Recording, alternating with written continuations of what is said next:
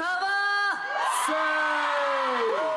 La J-pop enflamme Marseille. Devant le groupe UNPA, les fans sont euphoriques.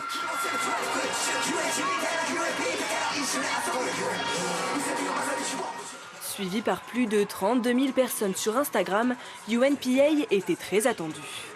Vu qu'ils viennent du Japon, en fait on les attend plus que du coup certaines personnes parce qu'on les voit rarement. Moi c'est la première fois que je les ai vus. Ils étaient venus en 2024 et l'année dernière ils n'ont pas pu venir, ils étaient sûrement allés autre part et du coup moi personnellement j'étais très triste qu'ils viennent pas et quand cette année j'ai vu qu'ils revenaient, ça m'a rappelé des souvenirs de 2024 et du coup j'étais super contente.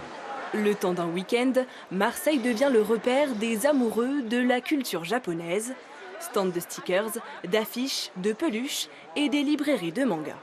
Moi j'aime beaucoup tout ce qui est comédie et romance. J'aime beaucoup tout ce qui est isekai, donc c'est des comédies, un personnage qui va se réincarner dans un autre monde. La star de cette 16e édition, Goldorak, premier dessin animé japonais diffusé en France qui fête ses 50 ans. Nous fêtons ce héros mythique sans qui probablement rien de tout ce qu'il y a ici ne serait arrivé parce que c'est au travers de son arrivée à la télé en 1978 que tout a commencé.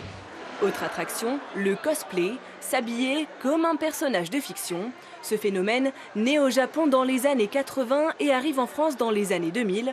Avec du carton recyclé ou des matières plus onéreuses, cette passion peut coûter cher. Alors celui-là il est tout fait main.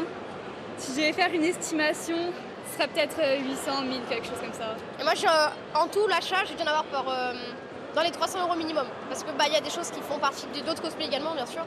Mais ça coûte quand même vite cher, oui. Si vous préférez un costume plus épuré, un peu moins cher, vous pouvez toujours opter pour le traditionnel yukata japonais.